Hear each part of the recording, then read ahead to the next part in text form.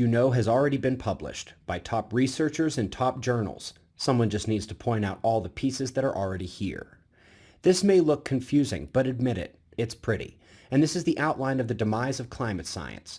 We're going to run them down one by one, starting with the failures of the science. A1, failure to predict the future. At no point have the climate models accurately modeled the future. The official observed temperatures have consistently come in below the scary global warming numbers, and it's one thing to not be able to predict the future, but when your models can't predict the past, that's a problem. A2. This was the case with the recent surveys of the climate world, finding the high sensitivity in conflict with the paleoclimate data. And this is a ubiquitous feature among the climate models, the inability to even reproduce the data when we extend the timeline into the past. A3 and A4 can almost be combined as oversensitivity and heat bias to CO2 combines with the uncertainties in aerosol and cloud forcing as one of the major causes of these model failures. They trigger bias development in the oceans that becomes troubling in only 6 months into simulations. And recently, when half of Arctic warming was blamed on ozone loss, which is actually a third of all global warming, it told us that the heat that has been blamed on carbon all these years is a fantasy. The questions surrounding carbon have been a prominent piece of the literature the last 18 months, along with the identification and quantification of the uncertainties, which again, always seem to skew one way: heat bias. A5 is the lowering of climate sensitivity, which is not only expressly favored in the paleoclimate disagreement studies, but the lack of specific changes that would absolutely be expected if they had the models right and which are simply not being seen, further pushes towards the library of studies out in the last 2 years favoring a less extreme version of global warming and lower climate sensitivity to carbon. And it is not just uncertainty and heat bias that fails to predict the future or the past, but the data itself has come under major question just this year by the world's #1 climate journal. You won't see this on CNN. We've seen the accusations about temperature adjustments into the past and ClimateGate emails about how they were going to rig the data. But the urban heat island effect at A6 adds on a major source of doubt to the realization that something else is happening in the climate.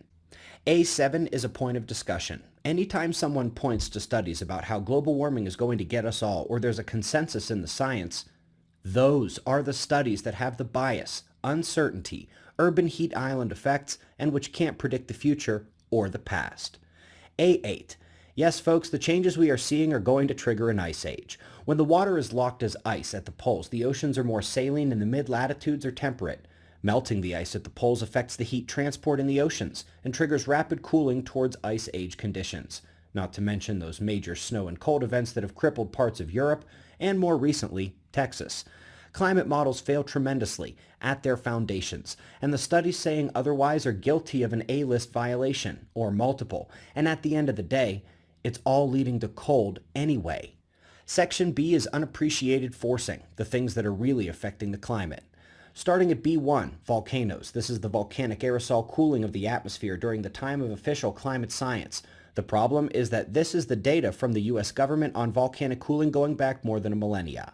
That green box on the right is what I showed before, the time of official climate science, and we are not only missing the true forcing power of volcanoes when we skew the timeline, but we haven't had any major cooling effect from them in centuries.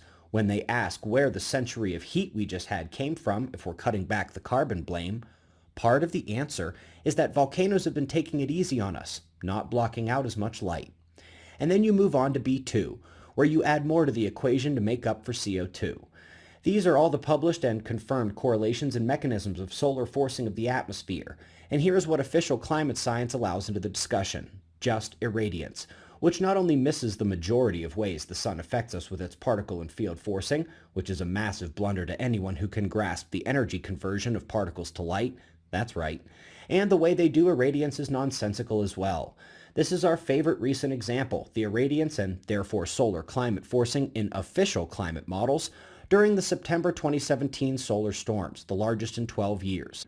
Yes, some spectra of UV dropped, and in official climate models, it says the sun gave us less energy, but X-rays surged by 1,000, particle bombardment surged by a factor of 10,000, and folks, it was a massive energy input to our planet that showed up as negative solar forcing in official climate models.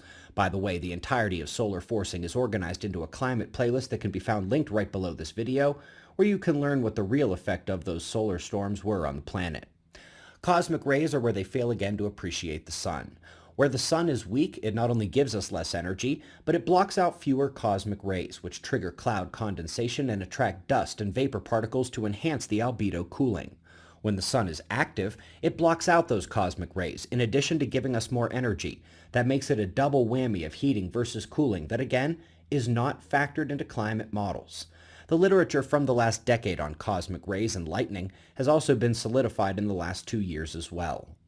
So just to clarify, that plays into both A3 and A4 along with the volcanoes in the sun.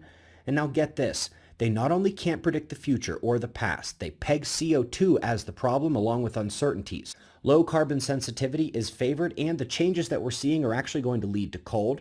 The climate has much more to do with volcanoes, the sun, and cosmic ray modulation than is allowed into climate models. And on top of all of that, the sun has had an easier road to warming the planet with our magnetic field fading. It's not just more blame for the sun, but its doorway has actually become a floodgate. And then, of course, there is the mechanism in the atmosphere that makes a lot of these electrodynamic couplings work, the global electric circuit. There is no aspect of geophysics outpacing the growth of this field over the last decade, and the studies have just been waiting to pour their answers on how clouds and pressure cells are subject to manipulation electrically. Key recent ones solidify that electrical path over those currently working in climate models. They confirm and better characterize the rapid forcing, like somewhere between the speed of light and 10 seconds to affect the entire world electrically. And the key aspect of the field forcing has been described now too. We waited years for this one, and now it's giving climate scientists nightmares.